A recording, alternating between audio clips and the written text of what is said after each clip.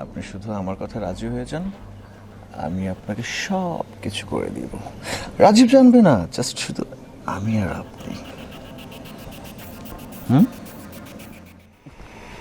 আসসালামু আলাইকুম। ওয়ালাইকুম আসসালাম। আরে আপনি কেমন আছেন? জি আলহামদুলিল্লাহ ভালো, আপনি ভালো বসুন। আছেন? Thank you. হঠাৎ কি মনে করে আমার এখানে? আসলে হঠাৎ করেই চলে আসতে হলো।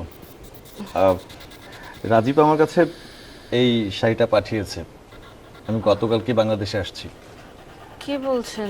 আপনার কাছে পাঠাইছে মানে ও তো আমাকে কিছু বললো না। হ্যাঁ, আপনাকে কিছু বলেনি। বলেনি, অনেক কারণ আছে। আসলে ও আমার বন্ধু মানুষ। আমিও বলতে চাই না, কিন্তু তারপরেও আপনার মুখের দিক তাকিয়ে না বলেও পারছি না। ওর সাথে তো আমার একটু আগেও কথা হলো। ও তো বলে নাই যে আপনাকে দিয়ে ও শাড়ি পাঠাইছে। ও তো কখনো কিছু পাঠাইলে বা কোনো কিছু প্রয়োজন হলে আমাকে সাথে সাথে বলে। হ্যাঁ, সেটা অবশ্যই সাথে সাথেই বলে, কিন্তু একটা ঘটনা ঘটে গিয়েছে, সেটা হয়তো বা আপনার কাছে এখনো বলেনি। কিসের কি ঘটছে? আচ্ছা থাক। ভাই বলেন না কি হয়েছে? আচ্ছা, অন্য একদিন বলবো। ভাই বলেন কি হয়েছে? কোনো সমস্যা? আসলে তো অনেক বড় একটা সমস্যা, কিভাবে যে বলবো আপনাকে। বলেন না ভাই, আমতা আমতা কেন করতেছেন? রাজীবের কিছু হয়েছে? রাজীব আসলে আর একটা মেয়ের সঙ্গে ওর অ্যাফেয়ার চলছে।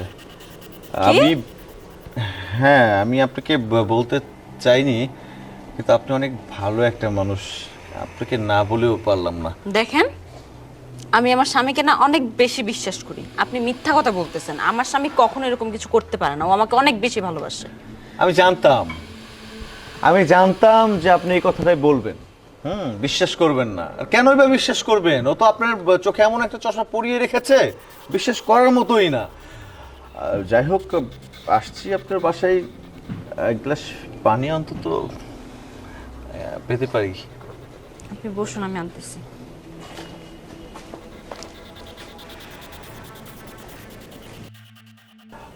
নিন, বিস্কিট খান।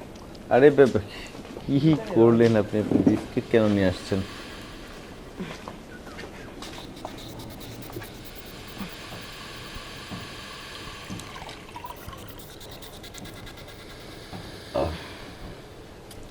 নিন। শিওর। গ্লাসটা ধরেন। হ্যাঁ, মানে খান।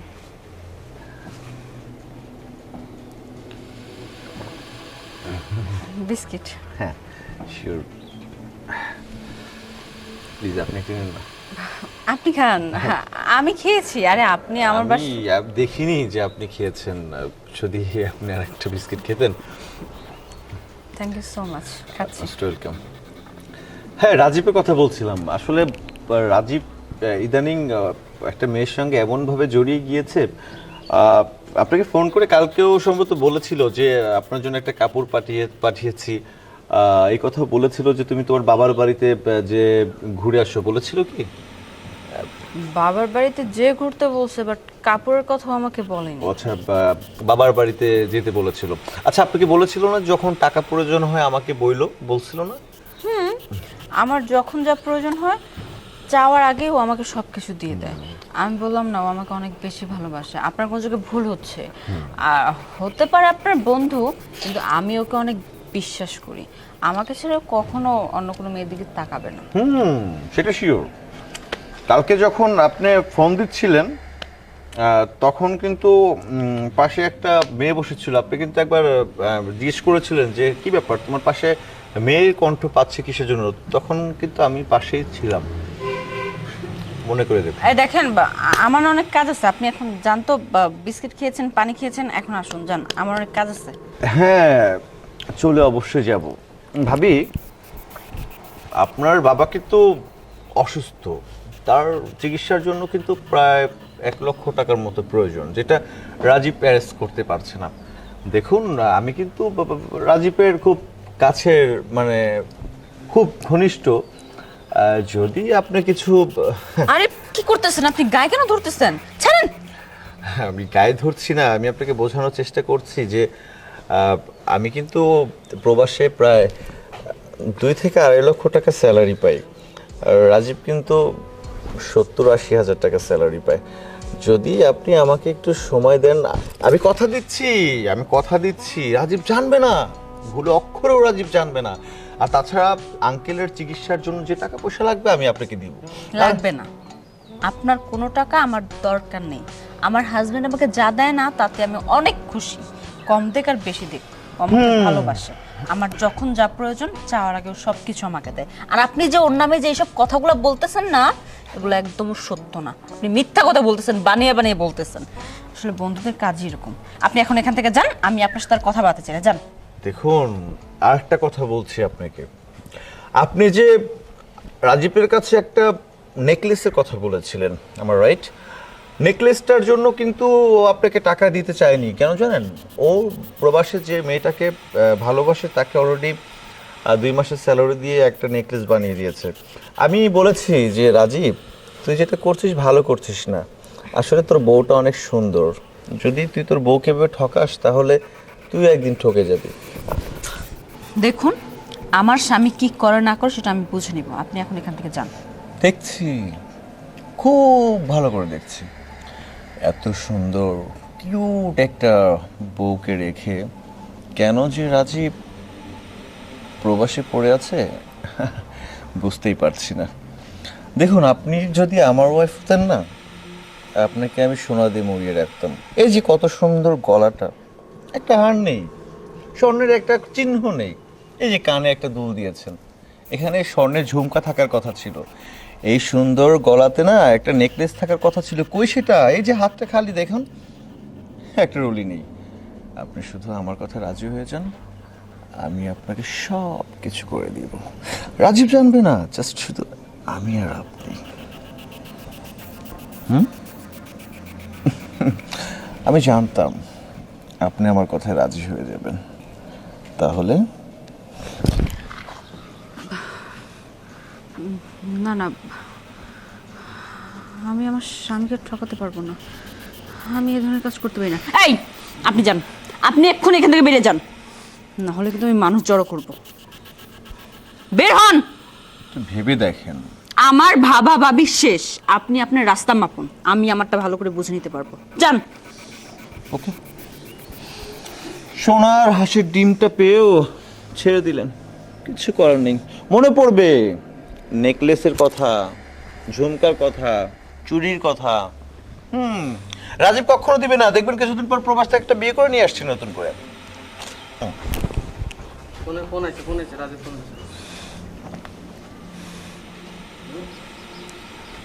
হ্যালো, এই আমার বন্ধু গেছে না তোমার ওখানে? আসছে। ওটা কি তোমার বন্ধু? বেয়াদব একটা। এত খারাপ কেন? হ্যাঁ, কেমন মানুষের সাথে বন্ধুত্ব করো তুমি? আরে কি হয়েছে সেটা বলো। কি না হয়েছে? ক্যারেক্টারলেস একটা। আরে আমাকে নানান রকমের কথা বলতেছিল। এত খারাপ কোনো মানুষ হয়? হ্যাঁ, আর তুমি এরকম একটা বেয়াদব মানুষকে তুমি বাসায় কেন পাঠাইছো?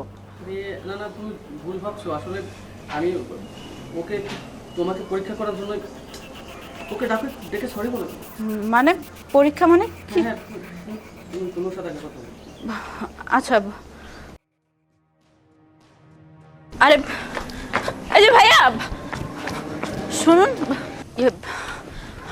আপনি সত্য করে বলুন তো কেন এসেছিলেন এখানে? আমি প্রথমত আমি আপনার কাছে সরি বলে নিচ্ছি, আমাকে ক্ষমা করে দিবেন। আমি এত সময় যা বলেছি, আপনার সঙ্গে যে ব্যবহারটা করেছি, সব কিছুই আমার সাজানো একটা নাটক ছিল, আমার সাজানো একটা গল্প ছিল। হয়েছে কি, আমি আর রাজীব যখন প্রবাসে একসঙ্গে কাজ করতাম, আপনার নামে অনেক প্রশংসা করতো, এত প্রশংসা করতো, আমি নিজেই হিংসার মধ্যে পড়ে যেতাম, অনেক হিংসা হতো। আমি রাজীবকে বলেছিলাম, দেখ আমরা প্রবাসে থাকি, আমার বাড়ির পাশে আমার একটা ঘটনা ঘটেছে। আমার এক কাজিন ছিল, তার ওয়াইফ বাড়ি থেকে চলে গিয়েছিল অনেক টাকা পয়সা নিয়ে। রাজীবকে বুঝিয়েছিলাম, তোর বউকে যে তুই এত বিশ্বাস করিস, এত ভালোবাসিস, দেখবি তোর বউ ঠিক তোকে একদিন ঠকে চলে যাবে। রাজীব আমাকে বলেছিল, কখনোই না, বাবুনি অনেক ভালো মেয়ে, বিশ্বাস কর। তো আমি ওকে বলেছিলাম, আমাকে একটা সুযোগ দে, আমি প্রমাণ করিয়ে দিই। যে তোর বউ একই অবস্থা করবে যেটা আমার কাজিনের ওয়াইফ করেছিল। একটা সুযোগ আমাকে দিয়েছে, শাড়িটাও ঠিকই পাঠিয়েছে। আর যে মেয়েটার কথা বলেছিলাম সেই মেয়েটার সঙ্গে ওর কোনো সম্পর্ক নেই, জাস্ট ওইটা ছিল আমার সাজানো একটা গল্প। আমি আজকে বুঝতে পারলাম আমার ধারণা যেটা ছিল পুরোটাই ভুল। প্রবাসে যারা থাকে তাদের কষ্টের টাকা দিয়ে সব প্রবাসীর বউরা কিনা আনন্দ ফুর্তি করে না, তাদেরকে ঠকায় না। সেটা আমি আপনাকে দেখে বুঝতে পেরেছি। আপনি জানেন আমিও দ্বিধাদ্বন্দ্বের মধ্যে ছিলাম যে আমি বিয়ে করে আমার বউকে রেখে প্রবাসে যাব কি না, কিন্তু আজকে আপনার সঙ্গে কথা বলে আপনাকে দেখে আমার মাইন্ডটা পরিষ্কার হয়ে গিয়েছে। এখন আমি নিশ্চিন্তে বিয়ে করে আমার ওয়াইফকে বাড়িতে রেখে যেতে পারবো, কারণ এখন আমি বুঝতে পেরেছি যে প্রবাসীর বউরাও সততার সঙ্গে থাকতে পারে তার ভালোবাসার মানুষের জন্য। সেটা তো ঠিক আছে, কিন্তু আমি তো অযথা আপনার সাথে কত খারাপ ব্যবহার করে ফেললাম। আপনি না জানি কত কিছু ভাবতেছেন আমাকে নিয়ে। আসলে এখানে তো আপনার কোনো দোষ ছিল না, আপনি যেটা করেছেন রাইট, আমি যেটা করেছিলাম সেটা রং ছিল। আচ্ছা, যা হয়েছে হয়েছে, এখন তো আপনি ক্লিয়ার, তাই না? এখন ভেতরে চলুন, একটু চা বা কফি কিছু একটা খাবেন, তারপর যাবেন। নো থ্যাঙ্কস, আমি যা খেয়েছি অনেক খেয়েছি, আর তার থেকে বড় কিছু পেয়েছি আমি। আজকে আসি, অনেকদিন আসবো। ঠিক আছে, ভালো থাকবেন। আসসালামু আলাইকুম। ওয়ালাইকুম আসসালাম।